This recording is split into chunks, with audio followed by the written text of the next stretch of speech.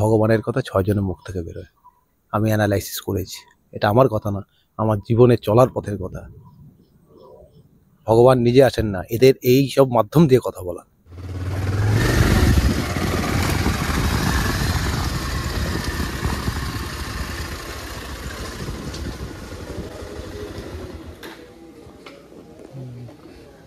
So hello বন্ধুরা, তোমরা কেমন আছো? আশা করি তোমরা সবাই ভালো আছো। Welcome back to our channel once again.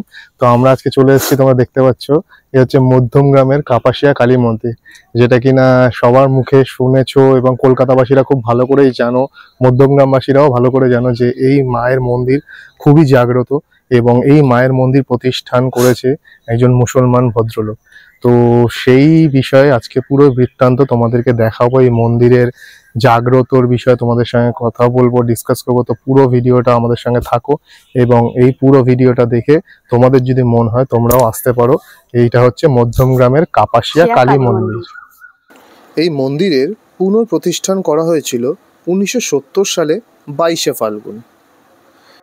দিনের বেলা এই মন্দির খোলা থাকে 11টা থেকে 2:30 পর্যন্ত এবং যার মধ্যে পুজোর সময় হলো 12টা থেকে 2টো এবং সন্ধেবেলা বিকেল 5:30 থেকে রাত 8টা অবধি এই মন্দির খোলা থাকে।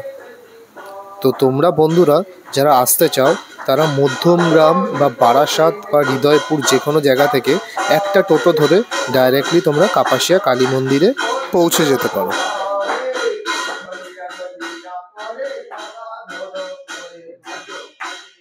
কথিত আছে এই মন্দিরের সামনের জলাশয়ে একজন তান্ত্রিক শিলাকার মূর্তি ফেলে গিয়েছিলেন। স্থানীয় এক মুসলিম ভদ্রলোক মায়ের সেই মূর্তি জলাশয় থেকে তুলে এনে পুজো করতে থাকেন। এখানে ভাদ্র মাসে কৌশিকী অমাবস্যায়, দীপাবলির দিন এবং প্রতিষ্ঠা দিবসে খুব বড় করে অনুষ্ঠান করা হয়, যেই কারণে এখানে এত বড় একটা সুন্দর জায়গা করে রাখা আছে যেখানে মানুষ হোম যজ্ঞ করে খুব ভালো করে বসে পুজো করতে পারেন এবং ভোগ সেবাও করতে পারেন। আর এই হলো এই মন্দিরের 12 মাসের অমাবস্যা পূজার সময়সূচি। কোন দিন কোন সময় কতক্ষণ ধরে এই পুজো হবে তার পুরো তথ্য এই কাগজের মধ্যে প্রিন্ট করে রাখা আছে। তো তোমরা যদি সেইভাবে সেই সময় অনুযায়ী আসো, পুরো পুজোটা খুব সুন্দরভাবে অ্যাটেন্ড করতে পারো। মন্দিরের এই জায়গাটা হলো মনসা থান।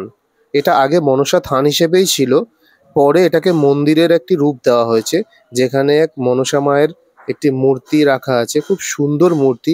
তোমরা যারা যারা দেখছো এখানে হয়তো অতটা স্পষ্টভাবে দেখতে পারছো না, বাট তোমরা আসলে রিয়েলি ফিল করতে পারবে যে মনসা মায়ের এই স্থানটা কত সুন্দরভাবে মনসা মায়ের মন্দির রূপে পরিবর্তন করা হয়েছে।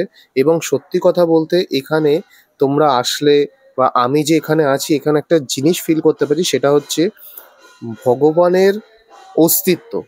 তো ভগবানের অস্তিত্বটা আমি ফিল করতে পারছি, আমার খুবই ভালো লাগছে। জয় মনসা মায়ের জয়। এই 20-25 বছর আগে দেখেছি যে বছরে একবার পুজো হয়। এখানে একটা টালির গাছ ছিল, বছরে একবার পুজো, দীপাবলি কালী পুজোতে সেই পুজোটা হতো। তারপর আর পুজো টুজো হতো না। কিছু লোক এখানে অশোক দে বেশি রকম ভাবে মাথা খাটাইয়ে আমারে বললো যে ভাই এখানে মন্দির করতে হবে। তা কেমন, তার দেশের বাড়ি দেল দোল দুর্গোৎসব হতো, এখানে করবো, এই যে আমরা আছি ফুটপাতে। সেইভাবে আর কি কয়েকজন লেগে, মানে গ্রামের কয়েকজন লেগে আর কি এইভাবে চাঁদা টাঁদা কালেকশন করিয়ে পুনঃপ্রতিষ্ঠা। এখানে ছিল মায়ের মন্দিরের বীথ, সে বীথকে মাঝখানে কেন্দ্র করে চতুর্দিকে ঘেরোয়া করে এই মন্দিরটাকে তৈরি করা হয়েছে। হ্যাঁ, এখন আস্তে আস্তে সব দিক দিয়ে মোটামুটি মা নিয়ে আসছে। প্রতি অমাবস্যাতে ভান্ডারি হতো, এখন প্রতি অমাবস্যায় না, এখন দেখা যাচ্ছে যে ভান্ডারি মাসে কতদিন হয় তাও বলা যাচ্ছে না।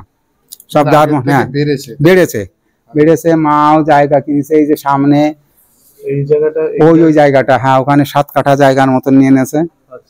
এই জায়গাতেই অনুষ্ঠান। হ্যাঁ, আর এইখানে মায়ের এইখানে আছে 27 শতক জমি মায়ের নামে দেবত্ব সম্পদ। আর কি বলবো, মা আছে। মানে মোটামুটি পুজো 12টা, অমাবস্যায় 12টা পুজো, 22শে ফাল্গুন পুনঃপ্রতিষ্ঠা বার্ষিকী অনুষ্ঠান, 22শে ফাল্গুন মার্চের 6 তারিখও পড়ে, 7 তারিখও পড়ে। আচ্ছা, আর এই জায়গাটা এক্সাক্ট এই জায়গাটা একটুখানি বললে ভালো হয়। এই যে মধ্যমগ্রামের এই জায়গাটা মধ্যমগ্রাম বিধানসভা, মধ্যমগ্রাম লোকসভা, বারাসাত। আমরা নীলগঞ্জ পঞ্চায়েতের ভিতরে আছি। গ্রামের নাম কাপাসিয়া।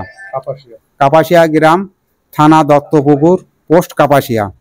তো কেউ যদি এই মন্দিরে আসতে চায় মধ্যমগ্রাম স্টেশন থেকে কিভাবে আসবে? মধ্যমগ্রাম স্টেশনের থেকে, ওখান থেকে টোটো আসছে, ম্যাজিক গাড়ি আছে, আচ্ছা ব্রিজের মাথায় এসে ম্যাজিক গাড়ি একবার ডাইরেক্ট বলে যে কাপাসিয়া মন্দিরে যাব। আচ্ছা, ডাইরেক্ট গাড়ি আছে? হ্যাঁ, ডাইরেক্ট গাড়ি ওই ম্যাজিকটা এসে ওই মেন রোডে ওখানে নামাবে, আর টোটো হলে এই মন্দির পর্যন্ত এগিয়ে দিয়ে যাবে। আচ্ছা আচ্ছা আচ্ছা, ঠিক আছে, খুব ভালো লাগলো আপনার সাথে খুব কথা ভালো। বলে। প্রসাদ না নিয়ে যাবে না। একদম একদম একদম। এখানকার পুজোর সব থেকে ভালো নিয়ম হলো এখানে কখনো জীব বলি হয় না। কারণ যেই মুসলমান ভদ্রলোকটি এই শিলামূর্তি মাকে পেয়েছিলেন, সে স্বপ্নে দেখেছিলেন যে মা তাকে বলেছিলেন কোনো যাতে জীব হত্যা এখানে না হয়। তারপর থেকে সে কোনোদিনও এই মায়ের স্বপ্নে পাওয়া আদেশ অমান্য করেননি।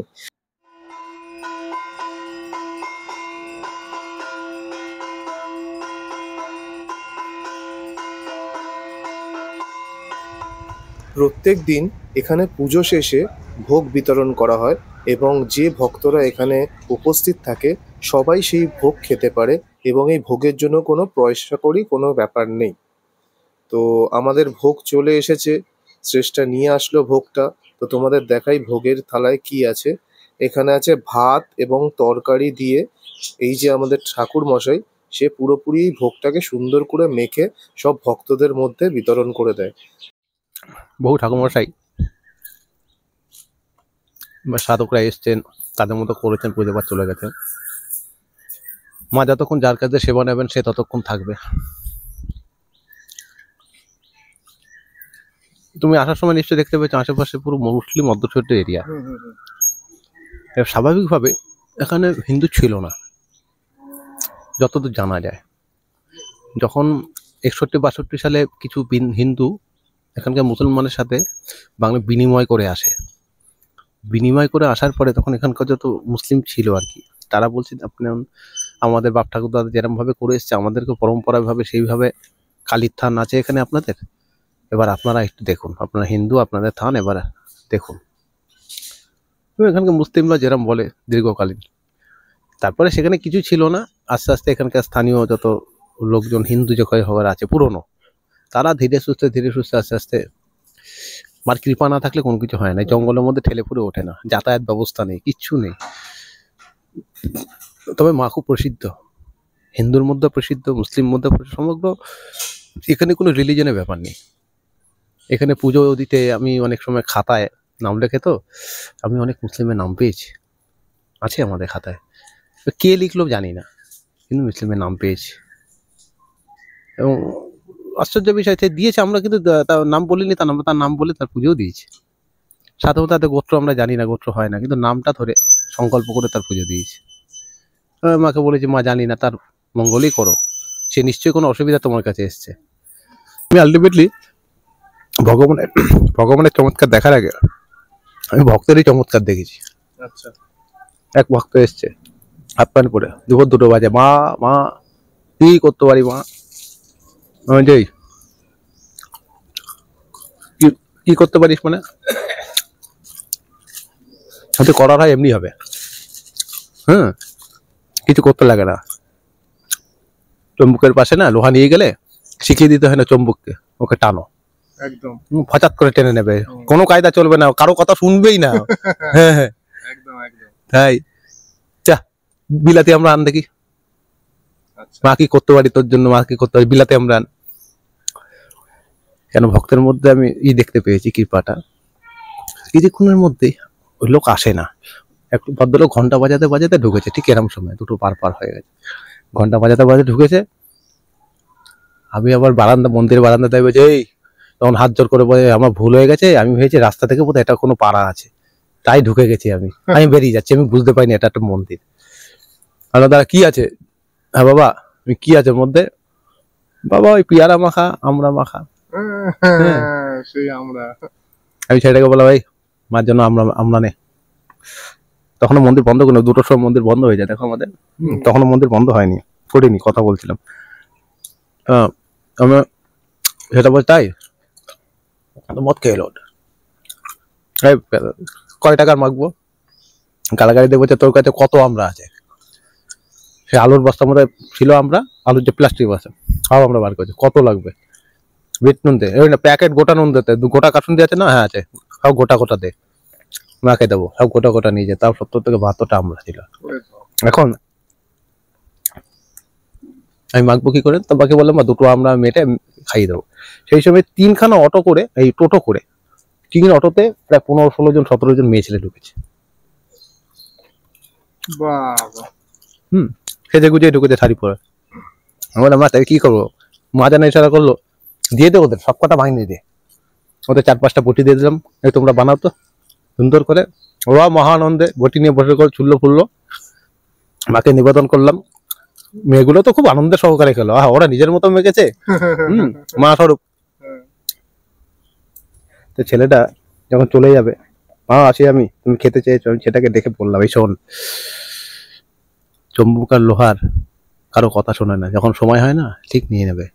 তা মা তোর কাছ থেকে নেবে পেলে বলেছিল, তাই ওকে পাঠিয়ে দিয়েছে। ওকে যখন বললাম কি ব্যাপার, ও বলছে আমার ভুল হয়ে গেছে, এই রাস্তা থেকে ভেবেছি বোধহয় এটা কোনো অন্য রাস্তায় না না কোনো পাড়া হবে হয়তো। পাড়ার মধ্যে ঢুকছে। ওরা তো পাড়ায় ঘুরে ঘুরে বেচে। আমি কেঁদে দিয়েছে ছেলেটা। আমি যে কাঁদিস না, 6 জনের মুখ থেকে দৈববাণী বেরোয়, বাবা মা, গুরুদেব, ভিখারি, পাগল আর মাতাল, ভগবানের কথা 6 জনের মুখ থেকে বেরোয়। আমি অ্যানালাইসিস করেছি, এটা আমার কথা না, আমার জীবনে চলার পথের কথা। ভগবান নিজে আসেন না, এদের এই সব মাধ্যম দিয়ে কথা বলা।